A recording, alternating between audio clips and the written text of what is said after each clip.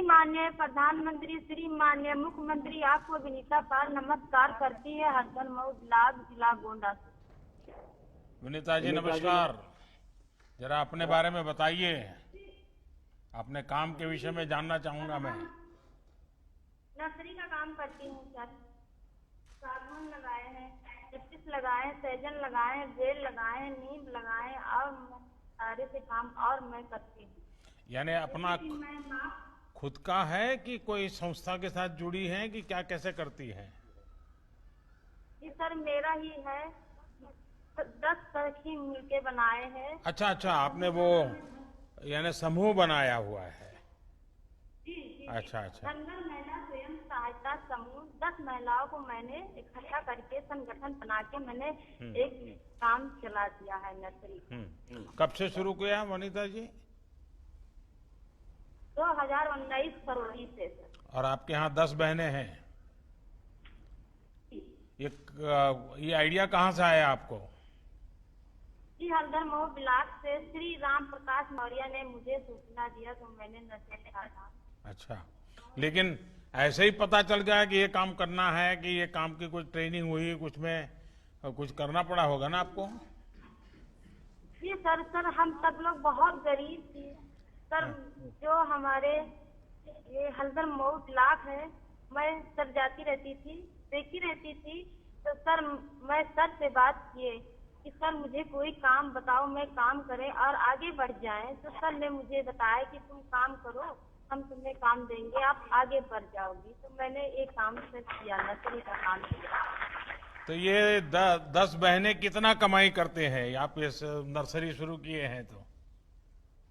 जी हमें महीने में 50,000 बचत हो जाती है, साल में 6 लाख बचत हो जाती है। 6 लाख रुपया एक साल में? जी, और जो एक वाहन है उसको मैं महीने में 3,000 दे देती हूँ सर। जो खर्चा लगता है उसको मैं और खर्चा पानी निकाल के एक वाहन को 3,000 रुपया मैं दे देती हूँ। अच्छा, देखिए आपको तो कमाई भी हो रही है और आप पर्यावरण की रक्षा भी कर रही है। सीडीओ साहब ने मुझे और मदद किया है। नहीं, इसके लिए आपकी कोई ट्रेनिंग प्रशिक्षण भी हुआ होगा कोई?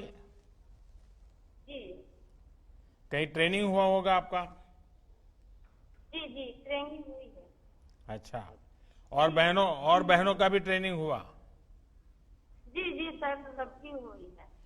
चलिए, आप और आपके समूह की बहनें जो काम कर रही हैं, बहुत ही प्रशंसनीय काम कर रही हैं। और आपने एक प्रकार से अपने गांव में इन 10 परिवारों को आत्मनिर्भर बनाने का जो बीड़ा उठाया है और 6 लाख रुपए जितनी आमदनी करती हैं आप, मैं आपको बहुत बधाई देता हूं और आप बहुत प्रगति करें, मेरी आपको शुभकामनाएं हैं। धन्यवाद विनीता जी।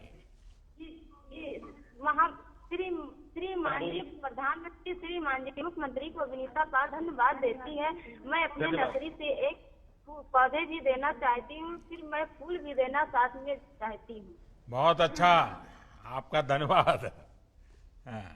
धन्यवाद विनीता जी। अब प्रधानमंत्री जी के साथ संवाद के लिए हम जनपद बहराइच चलेंगे, जहां प्रधानमंत्री आवास योजना के लाभार्थी श्री तिलक राम जी उनसे संवाद करेंगे। तिलक राम जी नमस्ते। अपना परिचय, अपने काम के विषय में थोड़ा बताइए तिलक राम जी। हम खेती करता हूँ साहब, और जैसे और फिशरमेंट लगाया था उसको काट लिया हूँ साहब, और अब धान लगाने वाले हैं। परिवार में कितने सदस्य हैं? माता जी है, पिताजी हैं, एक भाई है और मेरी बीवी है, 3 बच्चे हैं साहब। अच्छा, तो काम क्या करते हैं? काम यही खेती बाड़ी का करता हूँ साहब। अच्छा, और नरेगा में काम करता हूँ साहब। ये पीछे बहुत बढ़िया मकान बन रहा है आपका, तो बड़ा तगड़ा, क्या बात है? आपने कहा है साहब, प्रधानमंत्री जी आपने दिया है। अच्छा, आपको सरकार का लाभ मिला है? उसी में बनवा रहा हूँ साहब। तो नीचे वाला बन गया, अभी ऊपर बना रहे हैं? हाँ, नीचे वाला साहब बन गया, स्लैब पर रही साहब। अच्छा। हाँ। तो ये प्रधानमंत्री आवास योजना का आपको लाभ मिला? हाँ, प्रधानमंत्री आवास योजना का मुझे लाभ मिला। तो पहले कहाँ रहते थे? पहले कहीं नहीं जाते थे, घर पे ही रहते थे साहब। यानी ऐसे ही झोपड़ी में? झोपड़ी पहले बहुत दिक्कत थी साहब, ना ये घर था, छपरा था, बारिश में बहुत दिक्कत होती थी और गर्मी में भी दिक्कत होती थी, लेकिन आपने दिया बहुत अच्छा। अब है परिवार हमारा सुखी से रहेगा। तो अभी तो घर वालों को पक्का मकान मिल गया तो घर वालों की अपेक्षा भी बढ़ गई होगी। नहीं, बहुत अच्छा है, बहुत खुश है, पूरा परिवार बहुत खुश है। तभी मेहमान भी बहुत आते होंगे घर में। हाँ जी, अभी हाँ आते हैं साहब। पहले झोपड़ी में तो कोई मेहमान नहीं आता है, अभी तो मेहमान भी बहुत आते होंगे। हाँ साहब। अच्छा, बच्चों की पढ़ाई करवाते हो? हाँ साहब, बच्चों पर आप मुझे बताइए, आपको प्रधानमंत्री आवास मिला, आप प्रधानमंत्री को क्या दोगे? प्रधानमंत्री को भगवान से कहता हूँ खूब सुखी से रहे, वो सारी जिंदगी प्रधानमंत्री ही रहे। बस ऐसा ही कह दोगे क्या? खुद देंगे नहीं आप? कुछ देने की बात बोलो ना।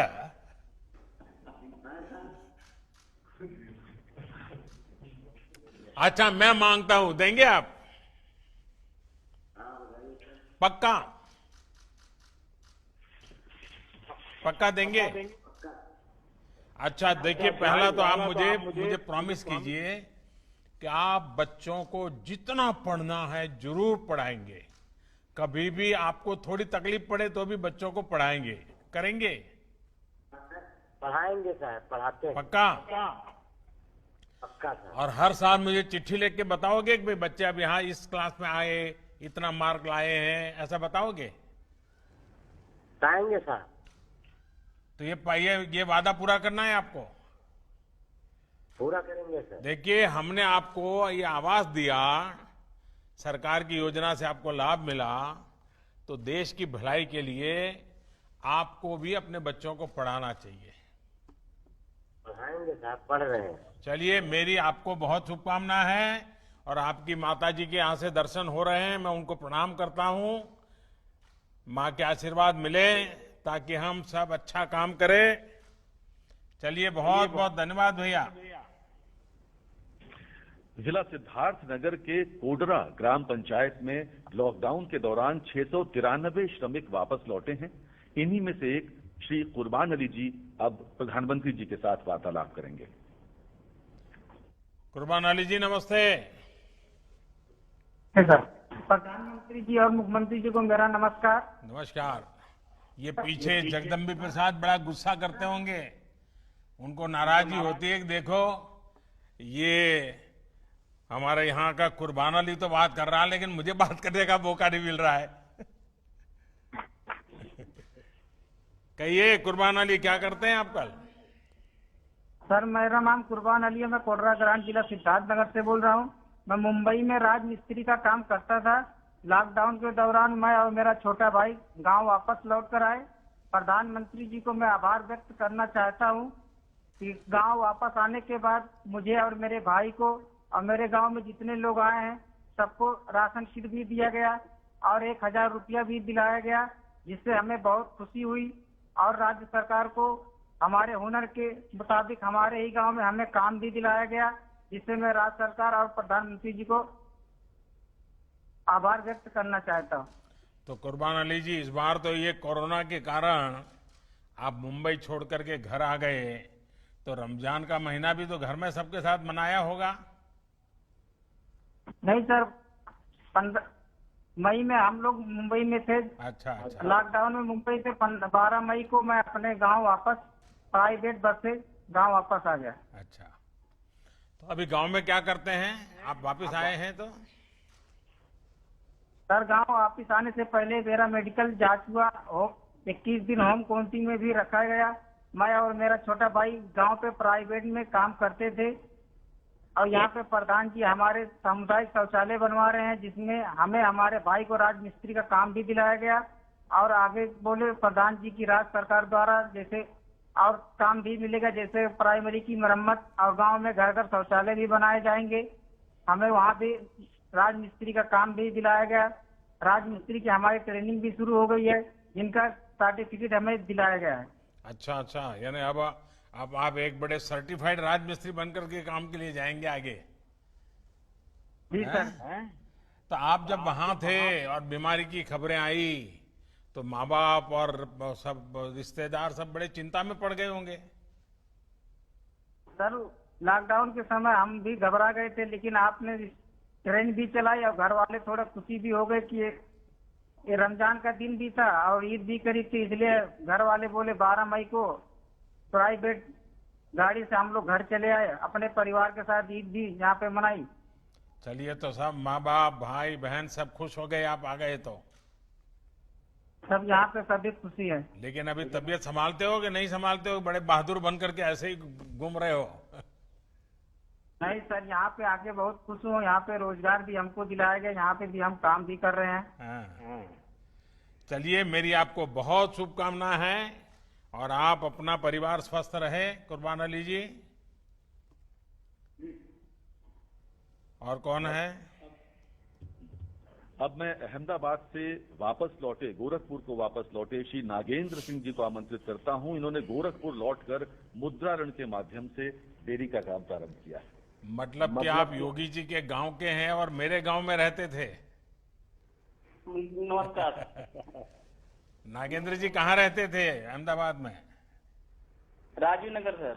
हैं? राजू नगर। राजू नगर। अच्छा, कितने साल रहे वहाँ? मेरे चाचा जी रहते हैं वहीं पर। अच्छा अच्छा, चाचा जी के पास रहते थे। जी सर। क्या काम करते थे वहाँ? स्टील बर्तन का काम सर। अच्छा, तो ये सीखा कहाँ आपने स्टील बर्तन का? इतना बड़ा वो तो काम बड़ा महत्वपूर्ण होता है। सर वहीं चाचा के लड़के कराते थे, वहीं सिखाते थे। अच्छा अच्छा अच्छा। तो आप वापस कैसे आ गए? सर लॉकडाउन चल गया तो क्या करें वहाँ पर। अरे अहमदाबाद तो बहुत बढ़िया है। कंपनी बंद हो गई थी सर। अच्छा, यहाँ माँ भी चिंता करती होंगी, रिश्तेदार चिंता करते होंगे कि भाई बीमारी में तुम कहीं मत रहो, घर चले आओ, ऐसा हुआ होगा। इसलिए चले आए सर। हाँ। तो बीमारी का इतना डर कैसे लग गया? वैसे ही बीमारी है सर ये। तो अभी डर है कि अभी डर निकल गया? अभी पूरा डर है। अच्छा, तो अहमदाबाद से निकले कैसे आप? ट्रेन से सर। अच्छा, ये जो श्रमिक ट्रेन था उससे आ गए? जी सर। अच्छा, तो अब क्या मन करता है यहाँ? यहाँ सर हम ईपी बड़ौदा ईपी बैंक से हमने लोन लिया है। लोन लिया है आकर के? जी सर। किस रोजगार के लिए। किस चीज के लिए लोन लिया? डेयरी खोलने के लिए। अच्छा, कितना लोन लिया है? 1 लाख सर। 1 लाख रुपया? जी सर। तो आपको दे दिया बैंक वालों ने? हाँ सर। आपने डरा दिया होगा उनको कि मैं अहमदाबाद से आता हूँ, मोदी जी के गांव से आता हूँ, 1 लाख रुपया देना पड़ेगा, ऐसा किया था क्या? नहीं सर, पहले तो मैं लॉकडाउन में यहाँ तो प्राइमरी स्कूल में ही रहता था। हाँ। लॉकडाउन का पालन करके ही गया था। तो क्या किया 1 लाख रुपए का? मैंने भैंस खरीदा। भैंस खरीदा? तो जी क्या सर। क्या योजना क्या है आपकी? डेयरी का सर। डेयरी का? तो अभी भैंस दूध देती है? हाँ सर, देती है 10 किलो। कितना दूध बेचते हैं आप? 7 किलो दूध हम बेचते हैं सर। कितनी कमाई होती है? 365 रुपया। अच्छा, यानी हर दिन का 365 रुपया? जी सर। अच्छा, और वहाँ अहमदाबाद में कितना कमाते थे? वहाँ तो सर वही पड़ जाता था 8,000 7,000। तो आप गांव में आए, भैंस लाए और ज्यादा कमाने लग गए, तो आपको तो कोरोना फायदे में गया जी सर। है। आपने आपत्ति को अवसर में पलट दिया। बस हमें आपसे ही सीखना है, सब सरकारों को यही सीखना है कि देखिए हमारे नगेंद्र जी ने आपत्ति को कैसे अवसर में पलटा, हम भी आपत्ति में से अवसर कैसे ढूंढे। तो तो अभी क्या करोगे? ये एक ही भैंस से चलाओगे? डेयरी करना है तो भैंस तो ज्यादा चाहिए। हमको सर इससे मिलेगा तो और उन्नति, हम और एक 3 से 4 बढ़ा सकते हैं डेयरी। अच्छा, तो अभी बैंक को पैसा वापस देने होता है, वो रेगुलर देते हो? देते हैं। तो बैंक दूसरे पैसे देने के लिए तैयार है?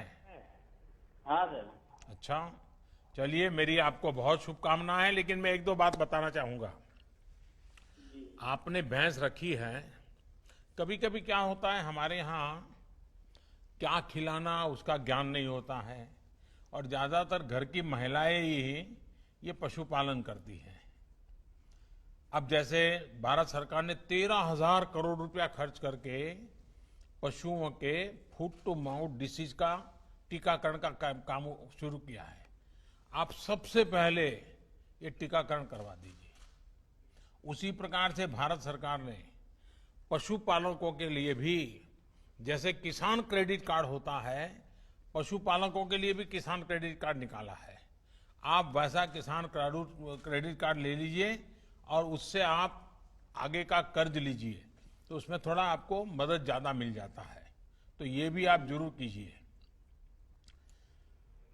तो पशु का आहार की चिंता करनी चाहिए, पशु को बीमार नहीं होने देना चाहिए। ज्यादातर क्या होता है कि हम लोग दूध देता रहता है, हमें पता ही नहीं होता है कि पशुधन का जितना महात्म्य बढ़ाओगे ना, आपको अच्छा होगा। और उसका जो मलमूत्र है उससे भी अच्छा फर्टिलाइजर बना करके बेच सकते हैं आप, उससे भी कमाई कर सकते हैं। तो करेंगे?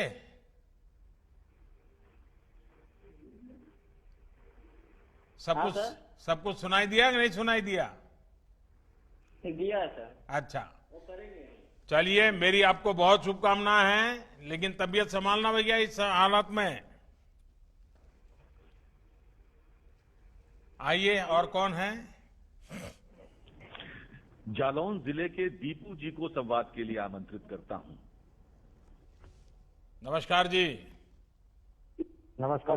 हाँ दीपू जी, बताइए।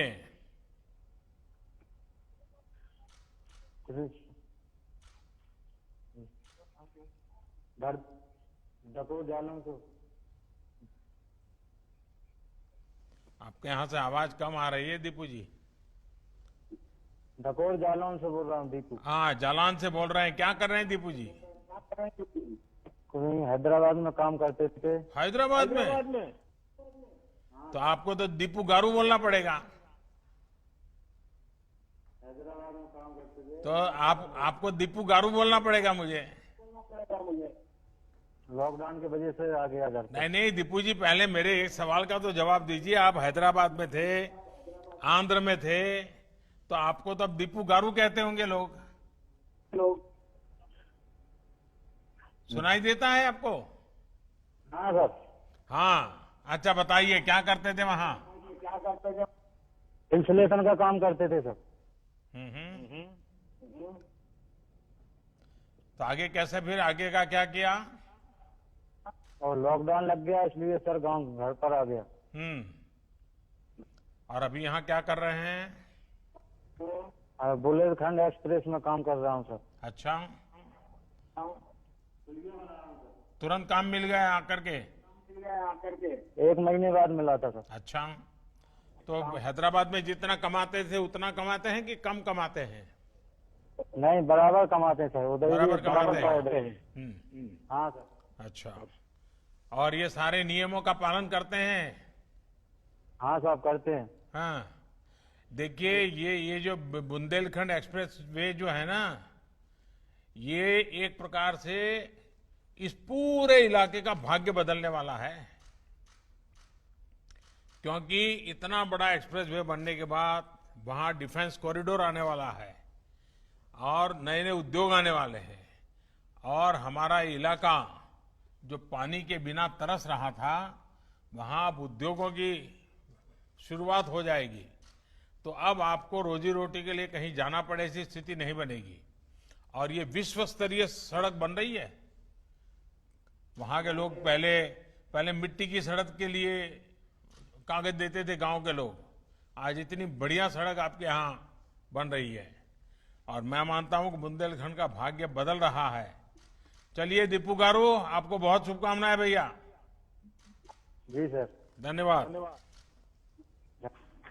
प्रधानमंत्री जी से वार्तालाप के क्रम के अंत में कबीरदास जी की नगरी संत कबीर नगर से 2 लाभार्थी माननीय प्रधानमंत्री जी से संवाद हेतु जुड़ रहे हैं। पहले श्री रामचंद्र जी को आमंत्रित करता हूं। रामचंद्र जी नमस्ते। प्रणाम। नमस्कार नमस्कार भैया, बताइए। मैं ओडीओपी के तहत जिला संत कबीर नगर का मैं एक अस्थायी निवासी हूं सर, और मुझे ओडीओपी के योजना के अंतर्गत मुझे 11 लाख रुपए का लोन स्वीकृत हुआ है। अच्छा, होजरी उद्योग के लिए सर। तो पहले से आप करते थे होजरी उद्योग? जी सर, छोटे रूप में करते थे। और उसमें अभी आपको 11 लाख रुपए मिल गया? जी। अच्छा, तो फिर आपको आश्चर्य हुआ होगा 11 लाख इतना बड़ा पैसा कैसे आ गया और क्या करेंगे, कैसा रहेगा? आश्चर्य हुआ, कब ऑनलाइन हुआ, कब मेरे खाते में आ गया, और इतना बड़ा मतलब मैं उद्योग को विस्तार कर दिया, बड़ा कर लिया। अभी क्या कर लिया आपने? 4 बाहर से आए थे कामगार लोग, उनको मैं अपने किए रख लिया हूँ। काम कराते 3 पहले के थे, 1 हमारे घर के हैं। तो 8 लोग काम करते हैं? 8 लोग। तो आप 8 लोगों का पेट भरते हैं? जी। वाह। चलिए, आपका ये जो स्वरोजगार और उद्यमशीलता को मैं बहुत बधाई देता हूं। और बैंक में से रेगुलर अच्छा पैसा जमा करना, लेना, कारोबार करोगे तो बहुत बड़े बन सकते हो। और दुनिया में जितने बड़े लोग बने हैं ना, सब छोटे से ही शुरू किया है जी। और जिन्होंने छोटे से शुरू किया वो सचमुच में बड़े बने हैं। जिनको विरासत में मिल जाता है वो तो लुढ़क जाते हैं कभी कभी। तो मैं आपको बहुत शुभकामनाएं देता हूं। और कौन है आपके साथ बात करने वाले? जी सर, प्रणाम। नमस्ते। नरेंद्र कुमार राय, ग्राम दुघरा, पोस्ट बनियाबाड़ी, जनपद संत कबीर नगर का निवासी जी। मेरा व्यापार सर बेकरी का है। बेकरी का काम है? कितने सालों से है? ये सर 6-7 साल से। तो पहले क्या करते थे बेकरी में? आप क्या क्या बनाते हैं? जी सर, मैं रस बनाता हूँ। अच्छा, हाँ, हो चाय के साथ लेते हैं। जी जी जी। हाँ।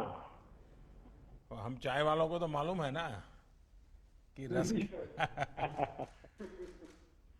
तो फिर क्या कर रहे हैं अभी? जी सर, वही बेकरी का विस्तार कर रहे हैं। प्रधानमंत्री रोजगार योजना के अंतर्गत जो लाभ मिला मुझको, उससे बेकरी विस्तार कर रहे हैं। और उसके बाद जो उनमें लेबरों कामगारों की आवश्यकता है वो साफ भर रहे हैं। मेरे यहाँ बिहार के और बलरामपुर डिस्ट्रिक्ट की लेबर है। कितने लोग हैं आपके यहाँ? मेरे यहाँ सर पहले 10-12 थे, अब 12 और बढ़ रहे हैं। 24 लोगों को काम दे दिया आपने? जी जी सर। और ये जो श्रमिक वापिस आए उनमें से 12 को दिया? जी जी। तो आपका कारोबार बढ़ रहा है कि बस सेवा भाव से ही सबको काम दे रहे हो? सर कारोबार भी बढ़ रहा है, सेवा भाव भी हो रहा है। हाँ, कहीं ऐसा ना हो कि घर का कारोबार रह जाए और आप सबको काम दे दो और फिर घर में कोई खाना ही न दे आपको। तो अच्छे से काम हो रहा है बाजार में, सब चीजें डेली रोज ताजा बिकता है माल आपका डेली की पैकेजिंग करके बाहर बेचते हैं? मैं पैकिंग करके जिले में और पड़ोसी जिले में, पड़ोसी इतने तक में बिक जाता है मेरा। चलिए, मेरी आप सबको बहुत शुभकामना है भैया। आपका स्वास्थ्य जरूर संभालिए और मेहनत से जिंदगी बहुत कुछ आगे बढ़ सकती है। ये आप सबने करके दिखाया। धन्यवाद आप सबका। अब वो माननीय प्रधानमंत्री जी से अनुरोध कि वे अपने उद्बोधन से हम सबका मार्गदर्शन करें। माननीय प्रधानमंत्री महोदय। साथियों नमस्कार। मुझे आप सबसे बात करने का मौका मिला और जितना लोगों से बात करते हैं हर बार नई नई चीजें जानने को मिलती है। और हम सभी ने, अगर हम सोचेंगे अपने अपने जीवन के विषय में, अपने व्यक्तिगत जीवन में अनेक उतार चढ़ाव हम सब ने देखे हैं। हमारे सामाजिक जीवन में भी, गांव में, शहर में, अलग अलग तरह की कठिनाइयां आती ही रहती है। अब देखिए, कल बिजली गिर गई बिहार में, उत्तर प्रदेश में कितने लोगों को जान चली गई। लेकिन ये किसी ने नहीं सोचा था कि पूरी दुनिया पर, पूरी मानव जाति पर एक साथ एक ही तरह का इतना बड़ा संकट आ जाएगा। एक ऐसा संकट जिसमें चाहकर भी लोग दूसरों की पूरी तरह मदद नहीं कर पा रहे हैं। इस दौरान शायद ही कोई ऐसा होगा जिसको कोई परेशानी न हुई हो। बच्चे हो, बुजुर्ग हो, महिलाएं हो, पुरुष हो, देश हो, दुनिया हो, गांव हो, शहर हो, पढ़ा लिखा हो, अनपढ़ हो, अमीर हो, गरीब हो, हर किसी को दिक्कतों का सामना करना पड़ा है। आगे भी हमें नहीं पता कि इस बीमारी से कब मुक्ति मिलेगी, लेकिन हां, इसकी एक दवाई है जिसका हम सबको पता है, और ये दवाई है 2 गज की दूरी। ये दवाई है मुंह ढकना, फेस कवर या गमछे का इस्तेमाल करना। जब तक कोरोना की वैक्सीन नहीं बनती है, टीका नहीं बनता है, हम इसी दवाई से इस कोरोना से रोक पाएंगे। साथियों, आज जब आप सभी मुझसे बात कर रहे हैं और मैं देख रहा था कि आपके चेहरे पर खुशी है, आपके आंखों के भाव, आपका अपनापन मैं अनुभव कर रहा था, और सारा देश देखता है। और यहां इस कार्यक्रम में उत्तर प्रदेश के यशस्वी ऊर्जावान मुख्यमंत्री श्रीमान योगी आदित्यनाथ जी मौजूद है, मंत्रिपरिषद के उनके साथी मौजूद हैं, प्रशासन के सारे वरिष्ठ अधिकारी मौजूद हैं, अलग अलग जिलों में हजारों की तादाद में लोग भी जुड़े हुए हैं। देखिए भाइयों बहनों, श्रम की जो ताकत होती है वो हम सभी ने महसूस की है। श्रम की इसी शक्ति का आधार बना भारत सरकार द्वारा शुरू किया गया गरीब कल्याण रोजगार अभियान, प्रधानमंत्री गरीब कल्याण रोजगार अभियान।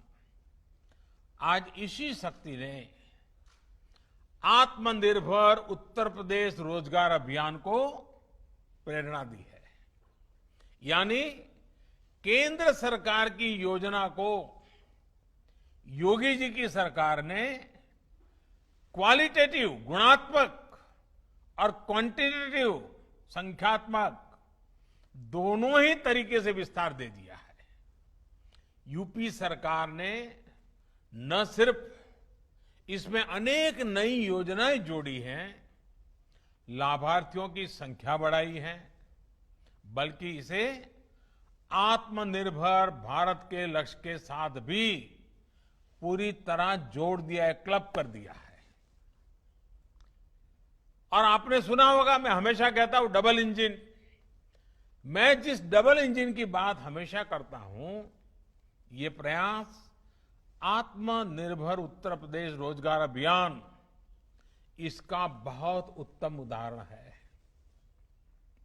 और मुझे पूरा विश्वास है कि योगी जी के नेतृत्व में जिस तरह आपदा को अवसर में बदला गया है, जिस तरह योगी जी और उनकी पूरी टीम जी जान से जुटे हैं, देश के अन्य राज्यों को भी इस योजना से बहुत कुछ सीखने को मिलेगा। हर कोई इससे प्रेरणा पाएंगे। मुझे उम्मीद है कि अन्य राज्य भी अपने यहां ऐसी योजनाएं लेकर आएंगे और मैं तो यूपी का सांसद हूं। जब उत्तर प्रदेश में इस प्रकार से अच्छे काम होते हैं तो मुझे जरा ज्यादा ही आनंद होता है, क्योंकि वहां के लोगों की मेरी भी जिम्मेवारी है। साथियों, संकट के समय जो साहस दिखाता है, सूझबूझ दिखाता है, सफलता उसी को मिलती है।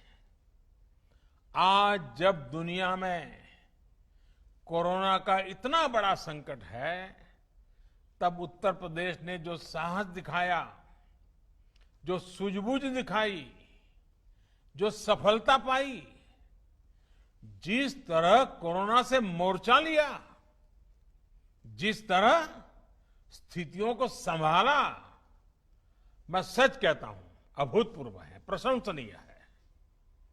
इसके लिए मैं उत्तर प्रदेश के 24 करोड़ नागरिकों की सराहना करता हूं।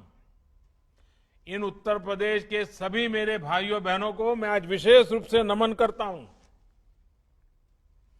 आपने जो काम किया है वो पूरी दुनिया के लिए एक मिसाल है। उत्तर प्रदेश के आंकड़ों में दुनिया के बड़े बड़े एक्सपर्ट्स को चकित कर देने की अद्भुत क्षमता है। चाहे यूपी के डॉक्टर हो, पैरामेडिकल स्टाफ हो, सफाई कर्मचारी हो, पुलिस कर्मी हो, आशा आंगनबाड़ी कार्यकर्ता हो, बैंक और पोस्ट ऑफिस के साथी हो, परिवहन विभाग के साथी हो, श्रमिक साथी हो,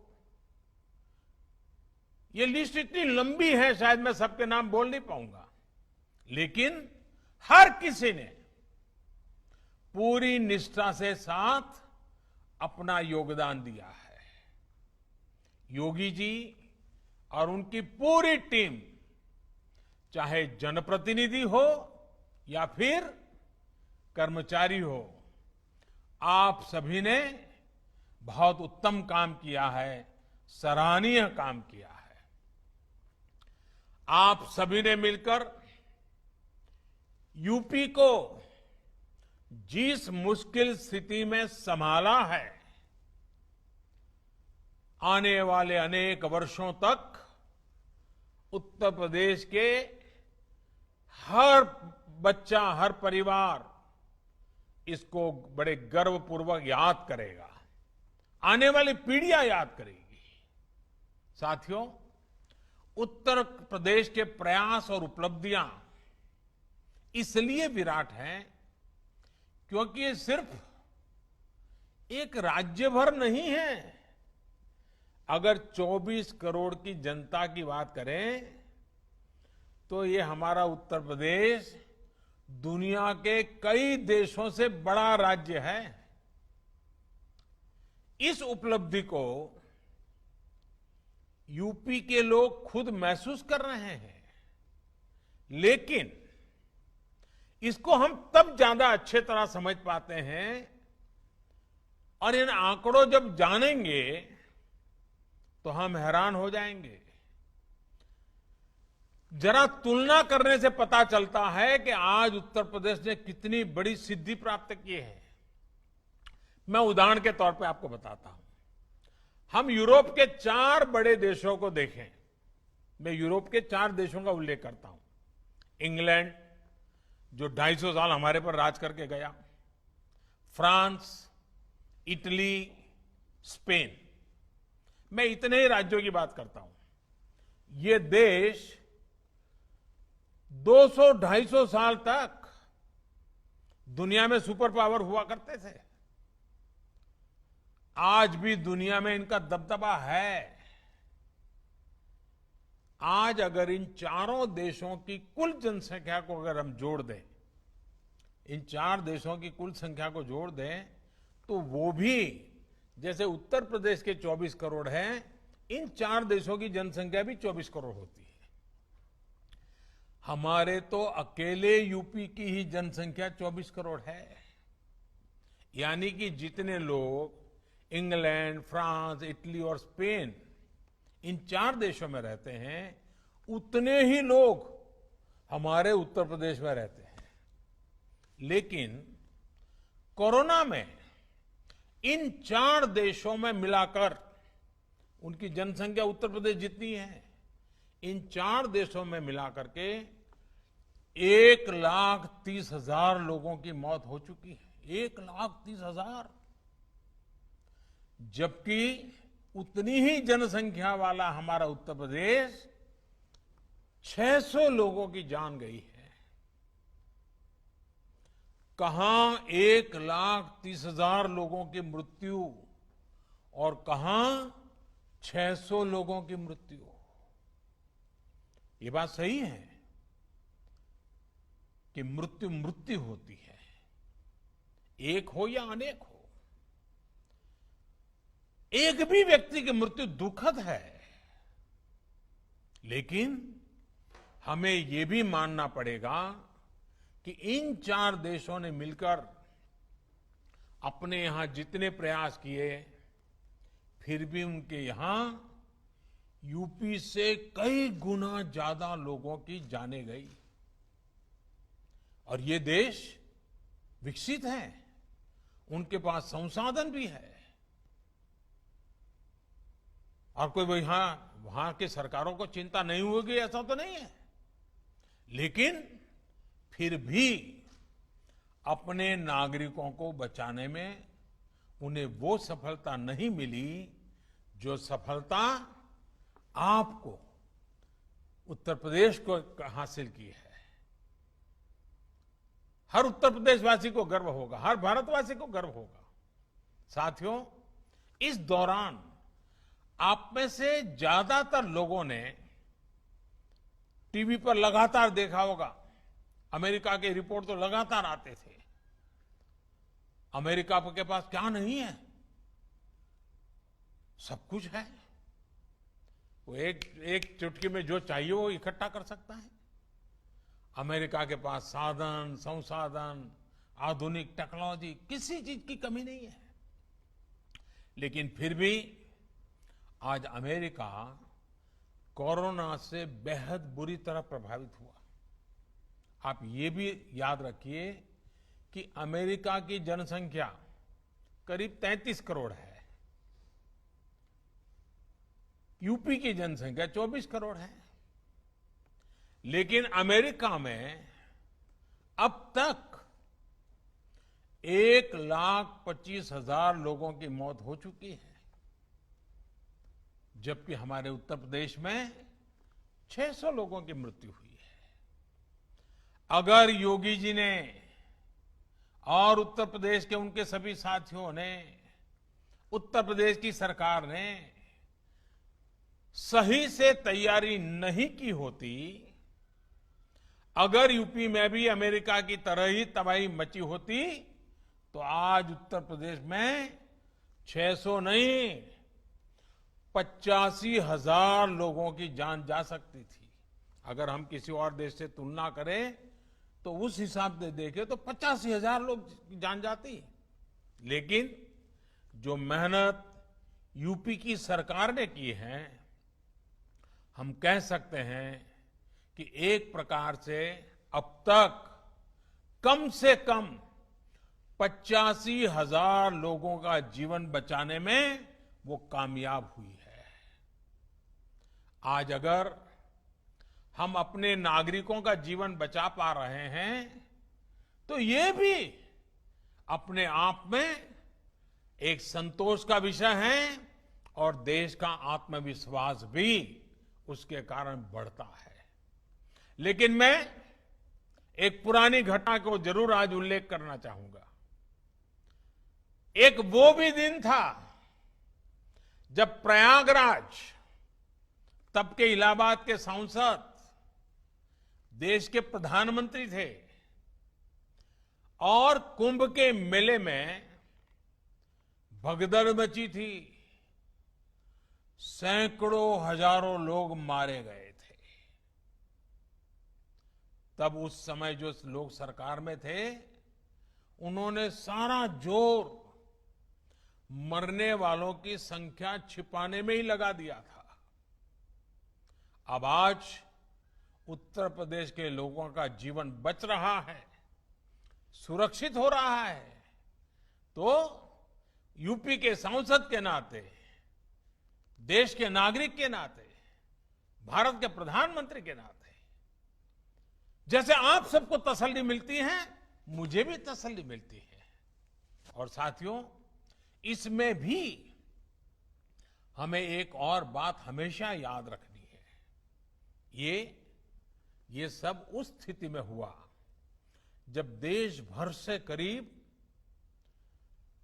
30-35 लाख से जितने श्रमिक, हमारे कामगार साथी यूपी में पिछले कुछ हफ्तों में अपने गांव लौटे थे। सैकड़ों श्रमिक स्पेशल ट्रेनों को चलवाकर यूपी सरकार ने मुश्किल में फंसे अपने लोगों को वापस बुला लिया था। दूसरे राज्यों से आए इन साथियों से संक्रमण के फैलाव का रिस्क और भी अधिक था, लेकिन उत्तर प्रदेश ने जिस तरह स्थिति को संवेदनशीलता के साथ संभाला, उसने राज्य को एक बड़े संकट से बाहर निकाल लिया। देश की भी बहुत बड़ी सेवा की है उत्तर प्रदेश ने। साथियों, यूपी में 2017 से पहले जो भी सरकारें थी, जो भी व्यवस्थाएं थी, जिस प्रकार से शासन चल रहा था, जिस तरह की सरकारें चला करती थी, उस हालात में हम इन नतीजों की कल्पना भी नहीं कर सकते। पहले वाली सरकारें होती तो अस्पतालों की संख्या का बहाना बनाकर, अस्पताल में बिस्तरों की संख्या का बहाना बनाकर हम चुनौती को टाल देते, लेकिन योगी जी ने ऐसा नहीं किया। योगी जी ने, उनकी सरकार ने हालत की गंभीरता को समझा। उन्होंने समझा कि इतने बड़े देशों की क्या हालत हो रही है, बड़े बड़े समृद्ध देशों की बर्बादी हो रही है, तो उन्होंने बुरा अंदाज लगा लिया। और वे देखते हुए उन्होंने और उनकी सरकार ने युद्ध स्तर पर काम किया। क्वारंटीन सेंटर हो, आइसोलेशन की सुविधा हो, इसके निर्माण के लिए पूरी ताकत झोंक दी गई। आप कल्पना कर सकते हैं,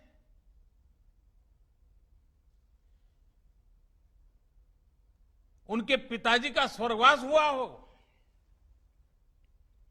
पिताजी के अंत्येष्टि में जाने के बजाय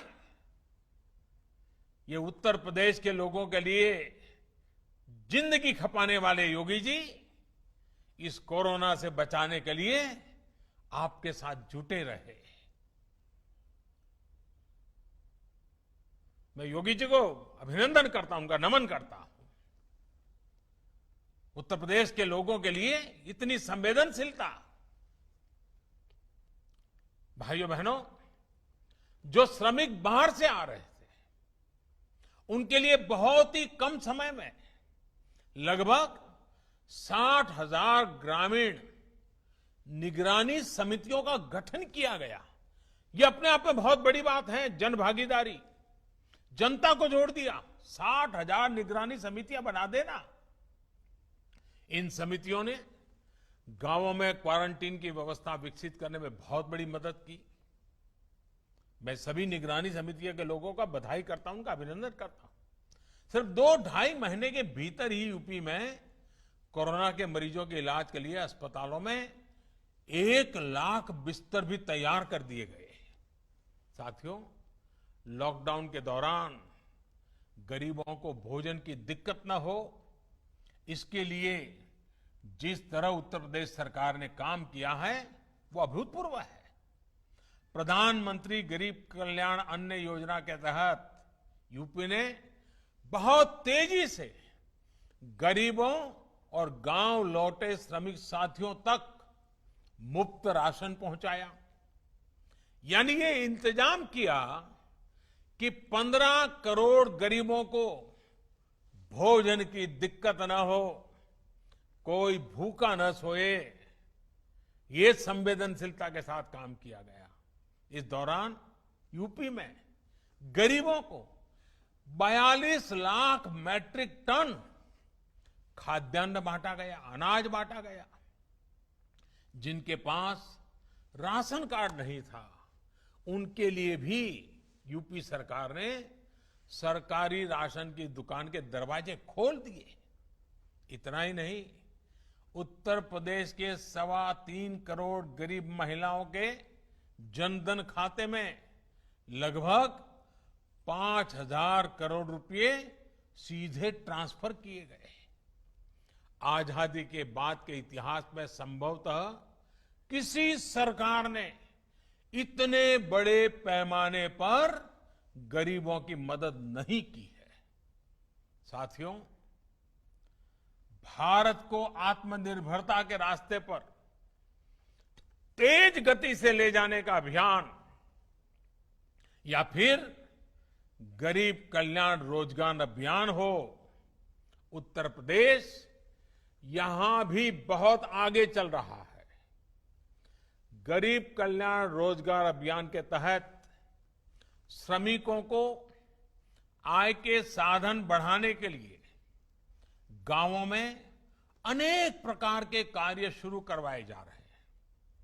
गरीबों के लिए पक्के घर का निर्माण हो, सामूहिक शौचालय कम्युनिटी टॉयलेट का निर्माण हो, पंचायत भवनों का काम हो, कुएं तालाब बनाना, सड़कें बनाना, इंटरनेट की लाइनें बिछाना, ऐसे 25 कामों की लिस्ट केंद्र सरकार ने बनाई है। आज इसको विस्तार देते हुए इसमें आत्मनिर्भर भारत अभियान को भी शामिल करते हुए उत्तर प्रदेश ने सीधे करीब करीब 1.25 करोड़ श्रमिक और कामगार साथियों को रोजगार देने का बीड़ा उठाया है, प्रयास किया है। इसमें से करीब 60 लाख लोग को गांव के विकास में जुड़ी योजनाओं में तो करीब 40 लाख लोगों को छोटे उद्योग यानी एमएसएमईज में रोजगार दिया जा रहा है। इसके अलावा स्वरोजगार के लिए हजारों उद्यमियों को मुद्रा योजना के तहत करीब 10,000 करोड़ रुपए का ऋण आवंटित किया गया है। ऋण के साथ साथ आज हजारों हस्तशिल्पियों को आधुनिक मशीनें और उनके काम के लिए जो जरूरी ऐसी टूल किट भी दी गई है। इससे हस्तशिल्पियों का काम भी बढ़ेगा और उनको सुविधा भी मिलेगी। मैं सभी लाभार्थियों को, रोजगार पाने वाले को फिर से बहुत बहुत बधाई देता हूं। साथियों, उत्तर प्रदेश के सांसद होने के नाते मैं भी इस समय हर बार लगातार योगी जी के साथ संपर्क में रहता था। काशी के लिए बातें करता था, लेकिन पूरे उत्तर प्रदेश की बातें भी सुनता था। 1.25 करोड़ कामगारों की, कर्मचारियों की पहचान करना, 30 लाख से ज्यादा श्रमिकों के कौशल का, अनुभव का डेटा तैयार करना और उनके रोजगार की समुचित व्यवस्था करना, ये दिखाता है कि उत्तर प्रदेश सरकार और उसके सभी मुलाजिम, सभी बाबू कितनी तैयारी की है, कितनी सघन रूप से तैयारी की है, कितनी व्यापक रूप से तैयारी की है। यूपी की एक जनपद एक उत्पाद योजना तो पहले से ही स्थानीय उत्पादों को बढ़ावा दे रही है, उनको एक बड़ा बाजार दे रही है। अब आत्मनिर्भर भारत अभियान के तहत जब पूरे देश में ऐसे स्थानीय उत्पादों को बढ़ावा देने के लिए उद्योगों के क्लस्टर बनाए जा रहे हैं, तब उत्तर प्रदेश को बहुत अधिक लाभ होगा। इससे कपड़ों के, सिल्क के, लेदर के, पीतल के ऐसे जो अनेक औद्योगिक क्लस्टर है उनको बल मिलेगा, नया बाजार मिलेगा। साथियों, आत्मनिर्भर भारत अभियान का बहुत बड़ा लाभ उत्तर प्रदेश के किसानों को होगा। किसानों के हित में, छोटे व्यापारियों के हित में दशकों से 3 बड़े सुधारों की मांग निरंतर हो रही थी। अब जो 3 कानून केंद्र सरकार लेकर आई है, उनसे किसानों को मंडी से बाहर भी अपनी उपज बेचने का अधिकार मिल गया है। यदि हमारा किसान जहां बेहतर दाम मिलेगा, वहीं पर किसान अपना सामान बेचेगा। दूसरा, अब किसान अगर चाहे तो अब बुआई के समय ही अपनी फसल का दाम तय कर सकता है। अब आलू की फसल पैदा करने वाला किसान चिप्स बनाने वाले उद्योग के साथ, आम लगाने वाला किसान मैंगो जूस बनाने वाले के साथ, टमाटर की खेती वाला किसान टमाटर का सॉस बनाने वाले के साथ बुआई के समय ही समझौता कर सकता है, जिससे उसको दाम घटने की चिंता से मुक्ति मिल जाएगी। साथियों, इसके अलावा हमारे पशुपालकों के लिए अनेक नए कदम उठाए जा रहे हैं। 2 दिन पहले ही पशुपालकों और डेयरी सेक्टर के लिए 15,000 करोड़ रुपए का एक विशेष इंफ्रास्ट्रक्चर फंड बनाया गया है।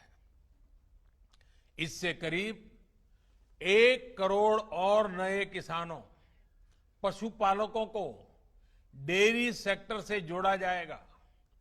डेयरी से जुड़ी नई सुविधाएं तैयार की जाएगी। अनुमान है कि आने वाले समय में इससे गांवों में लगभग 35 लाख नए रोजगार तैयार होंगे। परसों ही केंद्र सरकार ने यूपी में टूरिज्म को बढ़ावा देने के लिए एक और अहम फैसला लिया है। बौद्ध सर्किट के लिहाज से, और ये बहुत महत्वपूर्ण है, बौद्ध सर्किट के लिहाज से अत्यंत महत्वपूर्ण कुशीनगर, इस कुशीनगर एयरपोर्ट को इंटरनेशनल एयरपोर्ट घोषित किया गया है। इससे पूर्वांचल में हवाई कनेक्टिविटी और सशक्त होगी और देश विदेश में भगवान बुद्ध पर आस्था रखने वाले करोड़ों श्रद्धालु अब आसानी से उत्तर प्रदेश आ सकेंगे। इससे भी स्थानीय युवाओं के लिए रोजगार और स्वरोजगार के अनेक अवसर बनेंगे। और ये पर्यटन क्षेत्र की एक विशेषता आप भी जानते हैं, ये क्षेत्र कम से कम पूंजी में अधिक से अधिक लोगों को रोजगार देता है। साथियों, उत्तर प्रदेश हमेशा से भारत के प्रगति पथ का सबसे महत्वपूर्ण हिस्सा रहा है। गांव, गरीब और देश को सशक्त करने के जिस मिशन को लेकर के हम चले हैं, उसमें उत्तर प्रदेश का योगदान यहां बीजेपी की सरकार आने के बाद अब लगातार बढ़ रहा है। बीते 3-3.5 वर्षों में हर बड़ी योजना पर उत्तर प्रदेश ने तेज गति से काम किया है। सिर्फ 3 साल में यूपी में गरीबों के लिए 30 लाख से ज्यादा पक्के घर बनाए गए हैं। सिर्फ 3 साल की मेहनत से यूपी ने खुद को खुले में शौच से मुक्त घोषित किया है। सिर्फ 3 साल में पारदर्शी तरीके से यूपी ने 3 लाख नौजवानों को सरकारी नौकरी दी है। सिर्फ 3 साल के प्रयासों से यूपी में माता मृत्यु दर में 30% की गिरावट आई है।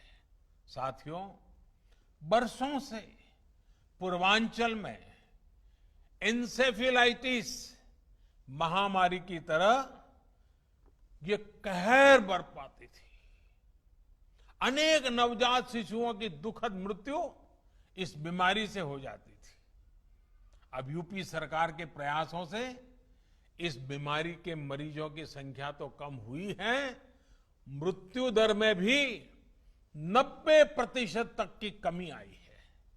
इसके अलावा मेडिकल कॉलेज हो या फिर आयुष्मान भारत अभियान के तहत दूसरी सुविधाएं, इससे भी यूपी ने प्रशंसनीय काम किया है। बिजली, पानी, सड़क ऐसी अनेक बुनियादी सुविधाओं में अभूतपूर्व सुधार हुआ है। नई सड़कों और एक्सप्रेसवे के निर्माण में यूपी आगे चल रहा है। और सबसे बड़ी बात यह है कि आज उत्तर प्रदेश में शांति है, कानून का राज कायम हो रहा है। यही कारण है कि उत्तर प्रदेश पर पूरी दुनिया के निवेशकों, इन्वेस्टर्स को अब उत्तर प्रदेश भाने लगा है, उनकी नजर है वहां। सरकार देशी और विदेशी निवेश को आकर्षित करने के लिए जो भी कदम उठा रही है, उसका बहुत बड़ा लाभ यूपी उठा रहा है।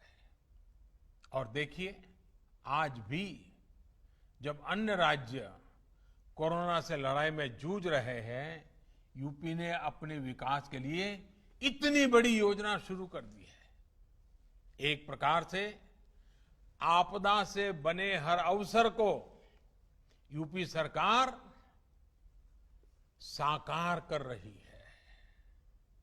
एक बार फिर आप सभी को रोजगार के इन तमाम अवसरों के लिए बहुत बहुत बधाई। लेकिन मैं फिर से एक बार याद कराना चाहूंगा, और मैं बार बार कहूंगा, और आप भी बार बार सबको कहिए, याद रखिए, कभी कोरोना के खिलाफ हमारी लड़ाई